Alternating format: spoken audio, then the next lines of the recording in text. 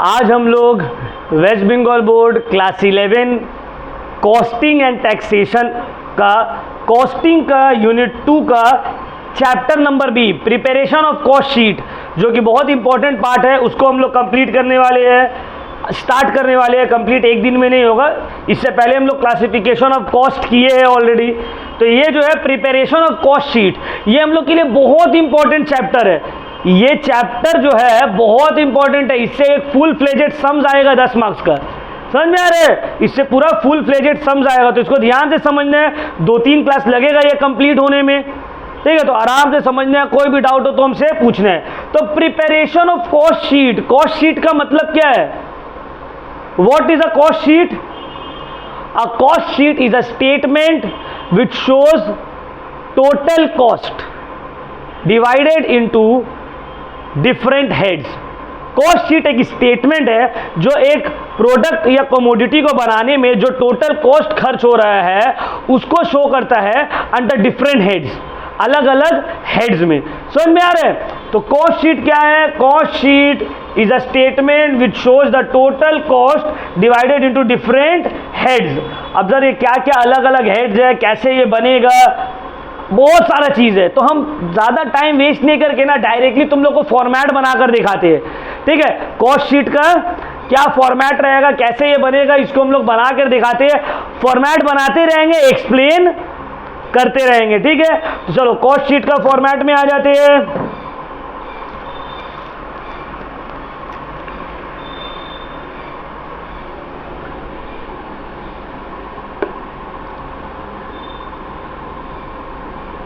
तो यहां पे बनाते हैं, ठीक है?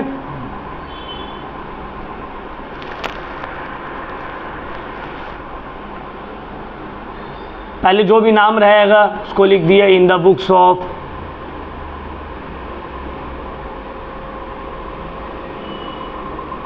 कॉस्ट शीट या स्टेटमेंट ऑफ कॉस्ट, दोनों ही लिख सकते हैं, ठीक है? For the period ended, for the period या ईयर एंडेड, जो भी दिया हुआ, ठीक है? सबसे पहले फॉर्मेट को समझ लेना है। नेक्स्ट, अच्छा इसको आप लोग उतारते रहिएगा क्योंकि हम लिखते रहेंगे, फिर मिटाते भी रहना पड़ेगा हमको। 2 कॉलम बना लेते हैं, ठीक है? एक में टोटल कॉस्ट, एक में पर यूनिट कॉस्ट। ये रुपीस, ये पे टोटल कॉस्ट, ये भी रुपीस में, पर यूनिट कॉस्ट ये भी रुपीस में, और यहाँ पे पर्टिकुलर्स, ठीक है? तो देख ले आप लोग, पर्टिकुलर्स, टोटल कॉस्ट और पर यूनिट कॉस्ट। समझ में आया? तो ये मेरा फॉर्मेट बनेगा। अब देखो बनाएंगे फॉर्मेट तो बहुत लंबा बन जाएगा, बट अब इसको देखकर डरना नहीं है कि सर इतना लंबा सम्स करेंगे। बाबू इतना लंबा हर सम्स थोड़ी रहेगा, ये तो हम पूरा अभी बता रहे हैं ना, इस वजह से ये भी बहुत बड़ा रहेगा। तो सबसे पहले हम लोग लिखेंगे नंबर ए, डायरेक्ट मटीरियल्स। क्या लिखेंगे? Direct material cost. अगर ये आपको दिया हुआ है तो बहुत अच्छी बात है, आप डायरेक्टली लिख दीजिए। अगर ये आपको दिया हुआ है तो बहुत अच्छी बात है, आप डायरेक्टली लिख दीजिए। देखिए यहाँ पे डायरेक्ट मटेरियल कॉस्ट आपको दे दिया है तो आप डायरेक्ट लिख दीजिए। सर अगर नहीं दिया तो क्या करेंगे? नहीं दिया ना बाबू तो निकालेंगे। क्या करेंगे? सर कैसे निकालेंगे डायरेक्ट मटेरियल कॉस्ट? इसको निकालेंगे, कैसे बता रहे हैं, देखो। ओपनिंग स्टॉक ऑफ मटेरियल, क्या करेंगे? ओपनिंग स्टॉक ऑफ मटेरियल या raw material, opening stock of raw materials, इसको लिखे। अब इसमें ऐड करेंगे, add purchases of raw materials, sir add कर दिए। अब क्या करेंगे, जितना भी direct expenses related to purchase of raw material है उसको भी ऐड कर देंगे। मतलब रॉ मटेरियल को लाने में जो भाड़ा दिए, रॉ मटेरियल को लाने में जो टैक्स दिए, जितना भी दिए सब ऐड कर देंगे। Add direct expenses on raw materials, on purchase of raw materials।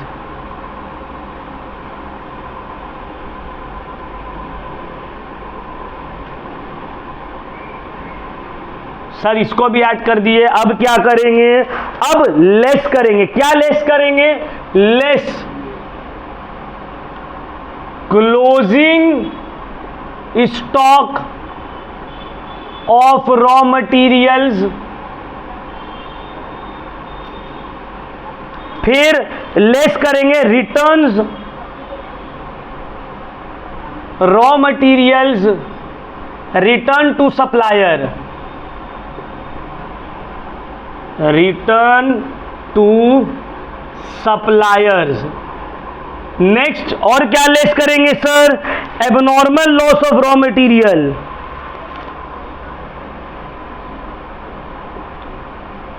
Abnormal loss of raw material.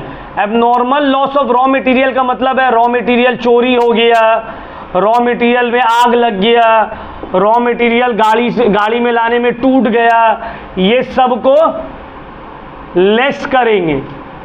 Less sale of raw material sold as a scrap, raw materials sold as a scrap. Scrap का मतलब मान लो तुम्हारा कुछ raw materials खराब हो गया, तुम्हारा कपड़ा का काम है, कुछ कपड़ा खराब हो गया, तो अब खराब हो गया तो वो तो नॉर्मल दाम में नहीं बिकेगा, वो तो अब कबाड़ हो गया, बेकार हो गया, फिर भी कुछ दाम में तो बिक जाएगा ना, तो उसी को बोलते हैं स्क्रैप। जो तुम्हारा सामान खराब हो जाता है उसको हम लोग बोलते हैं स्क्रैप, भंगार। तो भंगार का भी तो कुछ तो दाम होता है ना, तो उसी को बोलते हैं raw material sold as scrap, तो उसको बोलते हैं स्क्रैप वैल्यू। तो अब ध्यान से मेरा बात को समझो आराम से। तुमने तो ऑलरेडी उतार ली, फिर क्यों उतार रहे, मुझसे तो उतार लिए थे, फिर क्यों उतार ली। समझो, जो जो नहीं उतारे वो उतारेगा, ठीक है। तो देखो डायरेक्ट मटेरियल कॉस्ट दिया हुआ है तो बहुत अच्छी बात है, नहीं दिया हुआ बाबू तो ये सब लिखेंगे। अब देखो ये जरूरी नहीं है कि ये सब लिखना है, जो जो रहेगा लिखेंगे, जो जो नहीं रहेगा। जनरली दो तीन चीज रहता है, opening stock of raw material रहता है, परचेज ऑफ रॉ मटेरियल रहता है और closing stock of raw material रहता है। Opening stock, purchase, direct material और क्लोजिंग स्टॉक, ये चार चीज जनरली रहते हैं और उतना नहीं रहते। बट अगर रहा तो क्या करेंगे, ऐसे करेंगे। तो opening stock of raw material उसमें ऐड किए, परचेज ऑफ रॉ मटेरियल उसमें ऐड किया, direct expenses on raw material जैसे कि कैरेज इनवर्ड हो गया, फ्राइट हो गया, ड्यूटीज हो गया। उसके बाद लेस करेंगे closing stock of raw material, less करेंगे वो रॉ मटेरियल जो हम सप्लायर को वापस कर दिए हैं, लेस करेंगे अगर कोई अबनॉर्मल लॉस हो गया, रॉ मटेरियल चोरी हो गया, आग लग गया, और अगर कोई रॉ मटेरियल को हम लोग स्क्रैप बोलकर बेचे उसको भी लेस कर देंगे। सब लेस करने के बाद क्या आ गया मेरा, डायरेक्ट मटेरियल कॉस्ट। क्या आ गया, डायरेक्ट मटेरियल कॉस्ट। अगर दिया हुआ है तो ठीक, नहीं दिया हो तो इतना मेहनत करके निकालना होगा। देख रहे हो, सबको ऐड लेस करने के बाद क्या आ गया मेरा, डायरेक्ट ए निकल गया। अब इसमें क्या करेंगे, बी, डायरेक्ट लेबर कॉस्ट। क्या करेंगे, direct labour cost. Sir direct labour दिया हुआ रहेगा क्या, हाँ दिया हुआ रहेगा, उसको लिख देंगे। सर अगर इसके ऊपर कुछ एडजस्टमेंट रहा तो क्या एडजस्टमेंट रहेगा, देखो दो एडजस्टमेंट जनरली रहता है, दो एडजस्टमेंट रहता है, outstanding wages and prepaid wages. Outstanding मतलब होता है वो खर्चा, लेबर का वो खर्चा जो बाकी है, और प्रीपेड वेजेस का मतलब होता है लेबर का वो खर्चा जो हम एडवांस में दे दिए। तो अगर कुछ भी आउटस्टैंडिंग है तो हम उसको ऐड कर देंगे, और अगर एडवांस दिया हुआ है तो उसको हम, अगर नहीं हो तो डायरेक्टली बाहर लिख देंगे ना। तो इसमें add outstanding labour cost, outstanding labour cost. ये लेबर कॉस्ट को हम लोग क्या बोलते हैं, वेजेस। क्या बोलते हैं इसको, वेजेस। आउटस्टैंडिंग लेबर कॉस्ट या wages less prepaid labour cost या वेजेस। तो बाबू direct material direct labour cost दिया हुआ है, अगर आउटस्टैंडिंग लेबर कॉस्ट या प्रीपेड लेबर कॉस्ट है उसको उससे एडजस्ट किए, एडजस्ट करके लिख दिए बाहर, ये आ गया मेरा डायरेक्ट लेबर कॉस्ट। ठीक है, अब आते हैं नंबर सी। सी में है डायरेक्ट एक्सपेंसेस। क्या है? Direct expenses. डायरेक्ट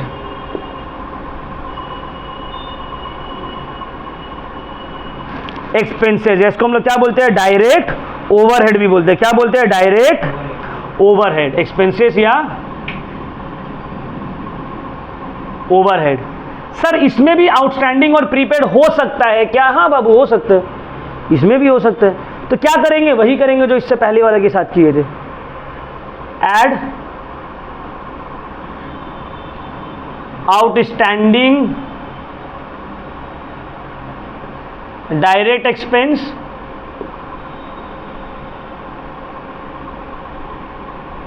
लेस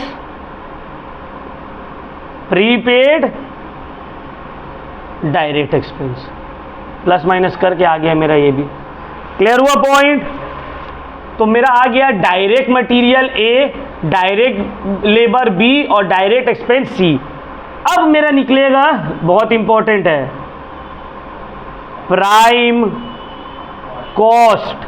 कैसे निकला बाबू? ये ए प्लस बी प्लस, लाइन खींचे, ए प्लस बी प्लस सी, क्या निकल गया? समझ में आया या नहीं आया? तो प्राइम कॉस्ट कैसे निकला? प्राइम कॉस्ट निकला है direct labour cost plus direct material cost plus direct labour cost plus direct expenses और ओवरहेड, तीनों को प्लस कर दिए। Direct material cost, direct labour cost plus direct expenses, क्या निकल गया? Prime cost. तो प्राइम कॉस्ट कैसे निकलता है?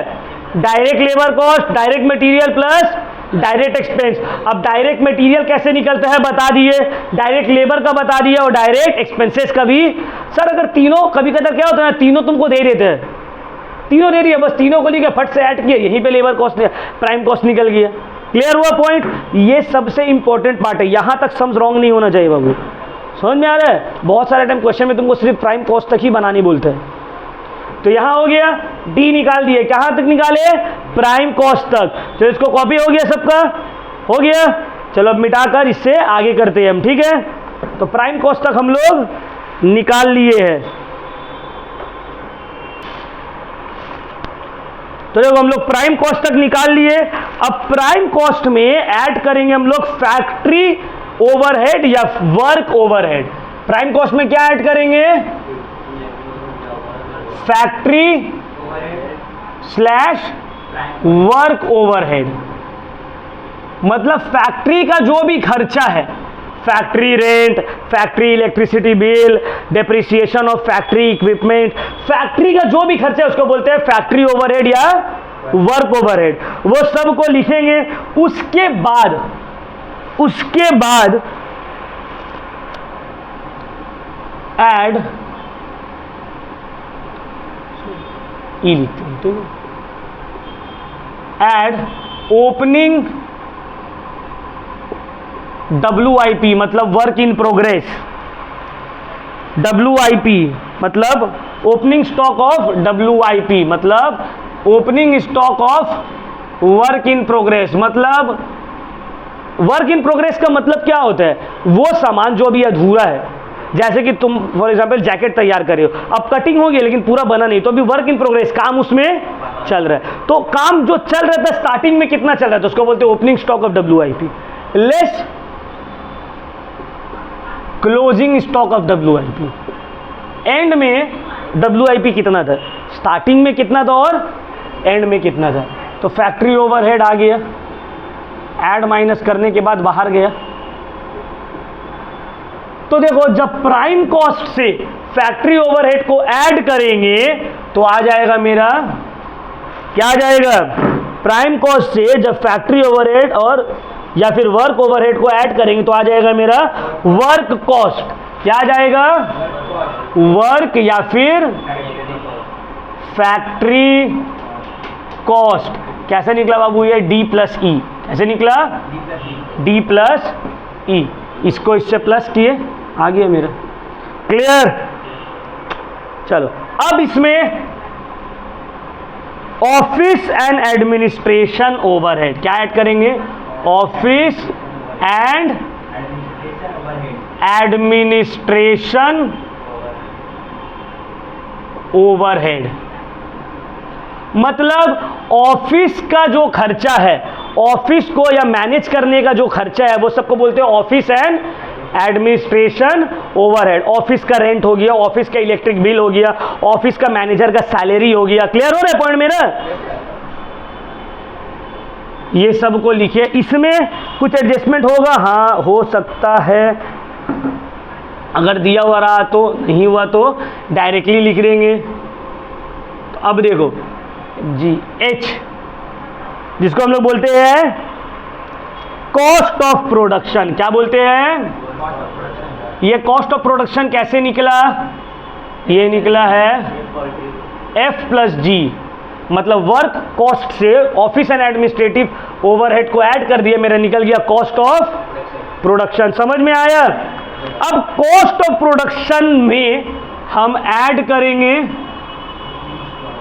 Opening stock of finished goods. Opening stock of finished goods. Finished goods का मतलब समझ में आ रहा है? जो सामान बन के तैयार है, कॉस्ट ऑफ प्रोडक्ट। और लेस कर देंगे closing stock of finish, plus minus करने के बाद मेरा आएगा क्या आ गया? I. Cost of goods sold. Cost of goods sold. अच्छा एक बात को ध्यान से समझ लो, अगर opening stock of finish goods और closing stock of finish goods नहीं दिया हुआ है तो कॉस्ट ऑफ प्रोडक्शन ही क्या हो जाएगा? Cost of goods sold. समझ में आ गया? अगर opening stock of finish goods और closing stock of finish goods नहीं दिया हुआ है तो कॉस्ट ऑफ प्रोडक्शन ही मेरा क्या हो जाएगा? Cost of goods sold. Clear हुआ पॉइंट? अब कॉस्ट ऑफ गुड्स सोल्ड में हम ऐड करेंगे selling and distribution overhead. Selling and distribution overhead. Selling and distribution overhead. तो क्या आ जाएगा अगर ऐसा कर दिए तो? क्या आ गया बाबू? के आ गया। के मतलब कॉस्ट ऑफ सेल्स। क्या आ गया? कॉस्ट ऑफ, कैसे आया? आई प्लस जे।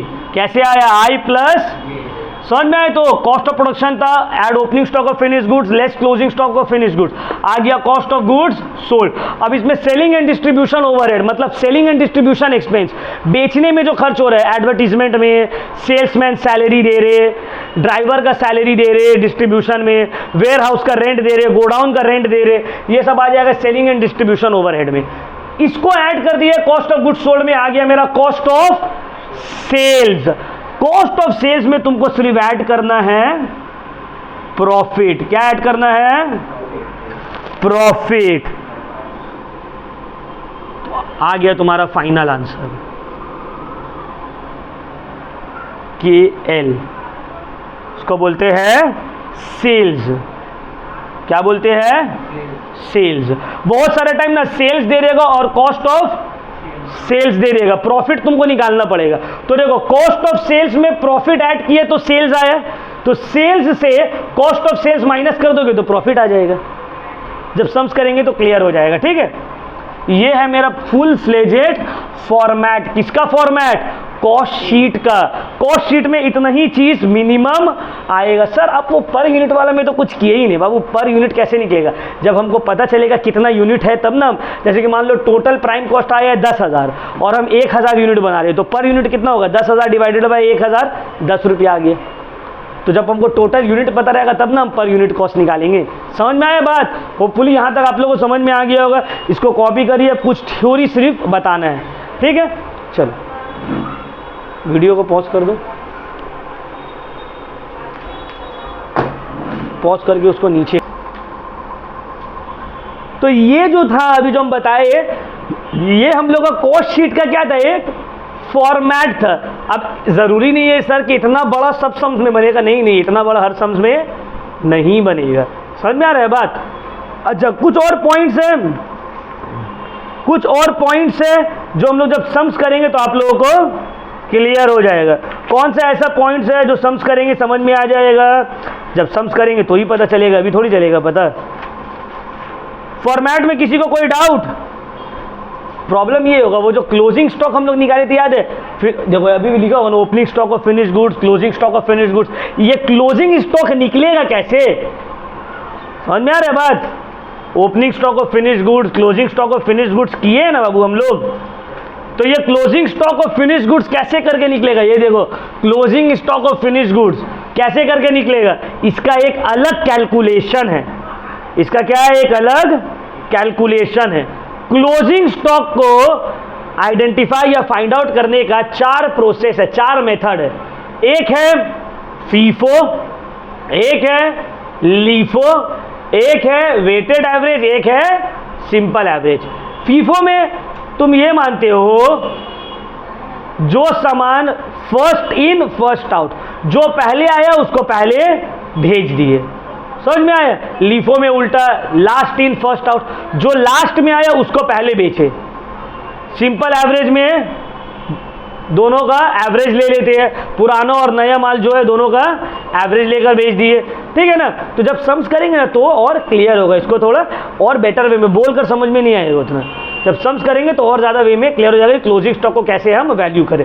अभी बस ये फॉर्मेट को आप लोगों को याद रखना है। तो समझ में आया? तो चलो एक बार हम रफली हम लोग प्रैक्टिस करते हैं format. Direct material plus direct labour plus direct expenses, क्या आ गया? Prime cost. प्राइम कॉस्ट में ऐड किए वर्क ओवरहेड या फैक्ट्री ओवरहेड, क्या आ गया? वर्क कॉस्ट या फैक्ट्री कॉस्ट। वर्क कॉस्ट या फैक्ट्री कॉस्ट में ऐड किए ऑफिस एंड एडमिनिस्ट्रेटिव ओवरहेड, तो क्या आ गया? Cost of production. Cost of production में opening stock of finish goods और closing stock of finish goods less किए, तो क्या आ गया? Cost of goods sold. Cost of goods sold में ऐड कर दिए सेलिंग एंड डिस्ट्रीब्यूशन ओवरहेड, क्या आ गया? Cost of sales. Cost of sales में ऐड कर दिए प्रॉफिट, तो क्या आ गया? सेल्स। इसको पूरा बाय हार्ट याद रखना होगा। समझ में आ रहा है बात? इसको पूरा बाय हार्ट याद रखना होगा, कोई और ऑप्शन नहीं है। या तो याद रखो या तो फिर हाथ में लिख के जाना होगा एग्जाम में। समझ में आ रहा है? क्योंकि ये एकदम आएगा, ये फॉर्मेट ही पता नहीं रहेगा तो बस। Clear point? चलो अब हम लोग आगे बढ़ते। कुछ आइटम्स है, कुछ ऐसा कॉस्ट है जो कि कॉस्ट शीट में नहीं आता है। सर कुछ ऐसा कॉस्ट है जो कॉस्ट शीट में नहीं आता। सर कौन कौन सा ऐसा कॉस्ट है जो कॉस्ट शीट में नहीं आता है? देखो, कैश डिस्काउंट अलाउड, कैश में अगर कुछ डिस्काउंट दे रहे हैं नहीं आएगा कॉस्ट शीट में। इंटरेस्ट ऑन बैंक लोन, ये भी तो एक्सपेंस है, नहीं आएगा कॉस्ट शीट में। Loss on sale of fixed assets नहीं आएगा कॉस्ट शीट में। फाइन्स एंड पेनल्टीज पेड नहीं आएगा कॉस्ट शीट में।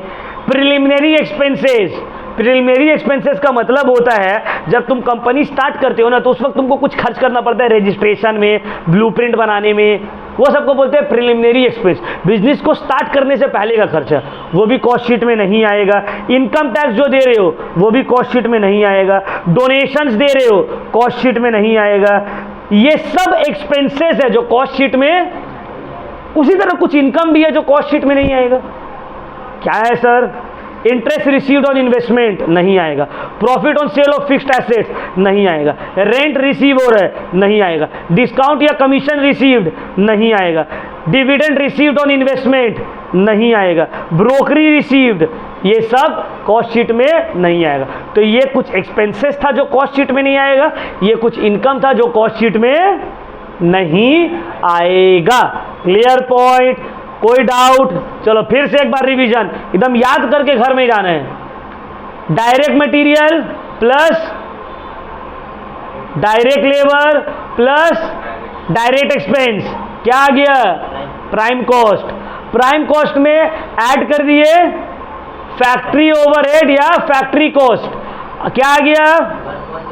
वर्क कॉस्ट या फैक्ट्री कॉस्ट। प्राइम कॉस्ट में ऐड कर दिए फैक्ट्री ओवरहेड या वर्क ओवरहेड, तो क्या आ गया? फैक्ट्री कॉस्ट या वर्क कॉस्ट। फैक्ट्री कॉस्ट या वर्क कॉस्ट में ऐड कर दिए ऑफिस एंड एडमिनिस्ट्रेटिव एक्सपेंस, तो क्या आ गया? Cost of production.